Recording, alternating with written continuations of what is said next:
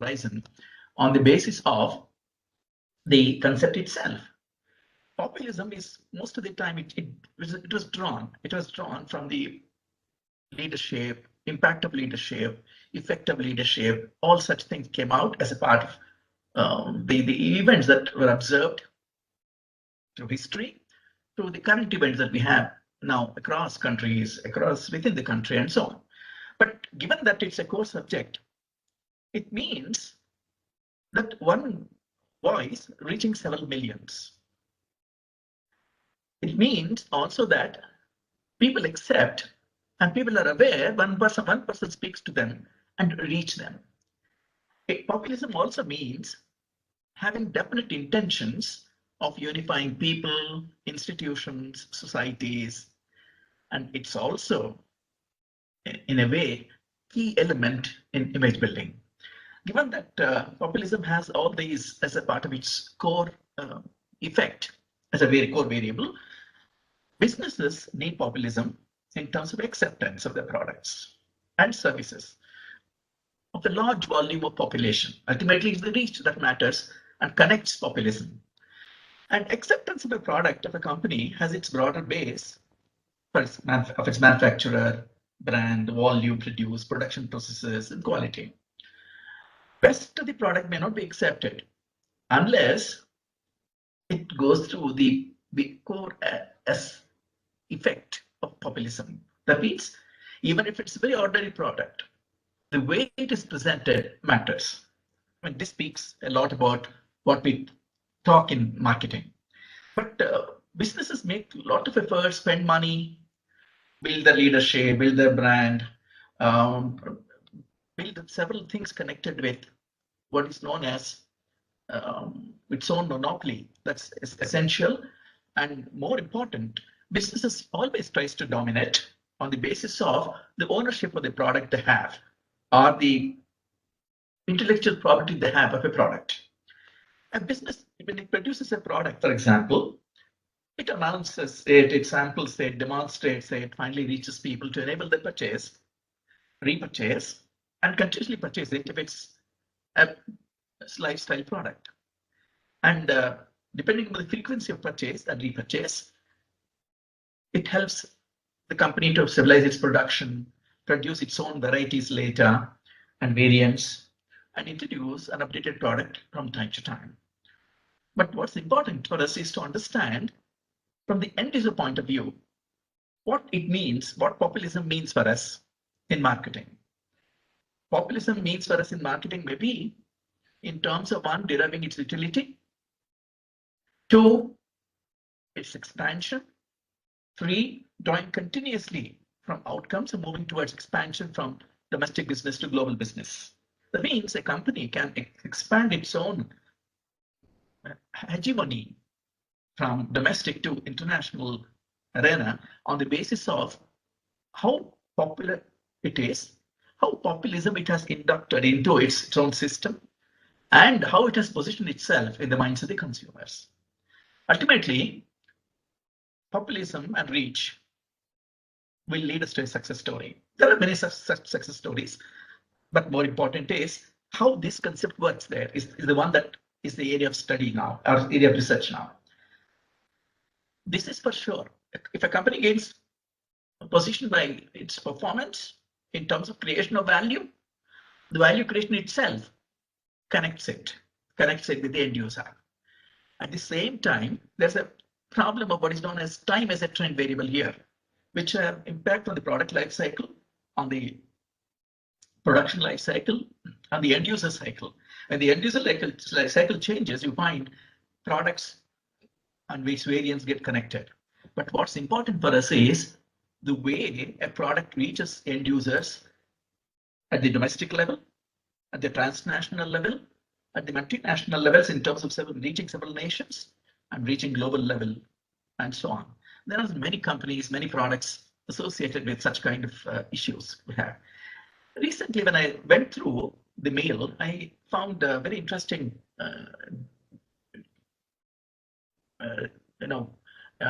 finding, documented finding of Paul Hong in 2021. It says, I don't know So far, my source is your mail.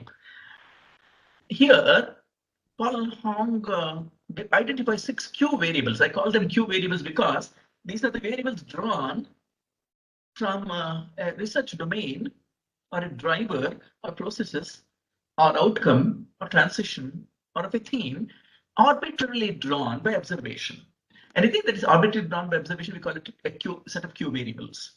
And these Q variables is expected in a dichotomy of time of old and new forms what is known as old populism versus new populism. In fact, my hunch is there is no such as old and new populism. It's populism per se. Given that populism per se exists, and the Q variables which Paul Hong has drawn is considered arbitrary, I thought I made a detailed thought about as to what kind of variable, what kind of populism are we talking about, and how to make an assessment. If classifications are to be done simultaneously by variable type and by dimension type under marketing framework, I thought it makes some sense. What that sense is presented in the design here. There are 2 continuums on which I worked on. One is in the frame of populism, it is dimension connected with the entire populism itself, also associated with variable types or variable continuum. Given that there are dimension types like transaction, relationship, society, and universe, you can see there is a process associated with these dimensional variables. Given these dimensional variables, the variable continuum in terms of the type of variables also matter. For example, it could be a set of core variables leading to populism, assessment of populism. It could be moderating variables leading to assessment of populism. It could be a set of influencing variables leading to populism. What this variable continuum is, we'll examine. One is, when I say core variables, I mean roots. Roots of individuals, roots of groups, roots of societies, and nations and universe and so on. Philosophy of life associated with people is another core variable. Third is the culture based on roots and philosophy of life of individuals as well as groups. I'm connecting now individual with groups here. Next is, given the culture, lifestyles emerge. And you find lifestyle variables continuously emerge to bring in a change. In addition to this, the human civilization has evolved a set of variables where it gets introduced on its own as a part of need for moderating changes. And one such is the evolution of institutions. If you look into some of the works of 2 Nobel laureate economists on institutions who worked on institutional economics, you find how wonderful institutions are developed by human beings. Given this, as an institution as a moderating variable, you see through institutions, they make a system work. Similarly, they have their set practices. Depending upon the topography, nature, group behavior versus individual behavior, you find practices develop. And practices from best gets replaced by next practices and so on. We have also seen leaders, also leadership as a part of moderating variable associating with this variable continuum. Nationality, nation as a concept, continuity of nation as a concept leads to a continuum variable itself. In addition to it, codification is the one that matters in terms of certain actions to be taken with reference to business processes, societal processes, and so on. These are the important moderating variables. What are those influencing variables which facilitate change? One is the text itself. We always form a text or a set of texts, using the set of texts written in several languages. These texts are used as influencing variables. We call them in the Indian context Shastras. Next is the language. Shastras and language, there are again 2 other distinct concepts where language is used to interpret texts. Time is a continuing variable. Conflict is another continuing variable where conflicts are quite common. Wherever there are 2 human beings, you find 3 conflicts emerging. So conflict resolution conflict itself is an influencing variable for a change. Convergence of several diversified thoughts also leads to an influence in bringing about change. Ultimately, it's the document of history and adaptation to change that leads the change, that that helps us understand concept of continuum and concept of populism. The continuum itself is in reference to these 16 variables I referred to, categorized into 3 important variable types. Now, I'll just give a framework and stop at this for a thought later by people. The 2 variable framework that's considered here is with reference to populism of the company, country, leadership, and a link between, or a 3-way link between variables, framework, and people, from individual to group, institutions, nation, universe, will facilitate insights into research in populism.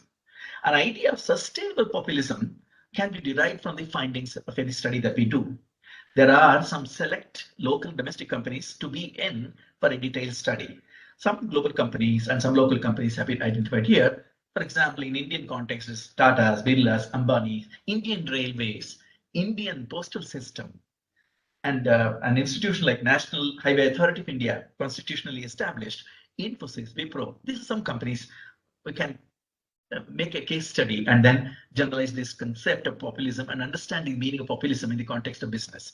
In the terms of global companies leading through this variable continuum and dimensional continuum, it's Ford, Pfizer, Johnson & Johnson, Coca-Cola, IKEA, McDonald's, Microsoft, and so there's just some select companies. These are not perhaps the best. I don't claim that they are the best. No, those are the companies which are still with us over a long period of time, over generations. I have selected them as the ones which can be studied for a framework. Now, my theme is very clear on this. Continuum is a concept, a core concept, which can be studied in terms of 3 dimensions. 1, variable continuum, framework continuum, and the continuum across nations, continuum across development of businesses. Perhaps people can draw many things from this idea that I have thrown into the framework connected with what is known as populism. Populism can be assessed on the basis of not just success stories, but on the basis of the institutes that institutions experience over a period of time, over several variables affecting, moderating it, and influencing them. With this, I thank all of you for giving me this opportunity.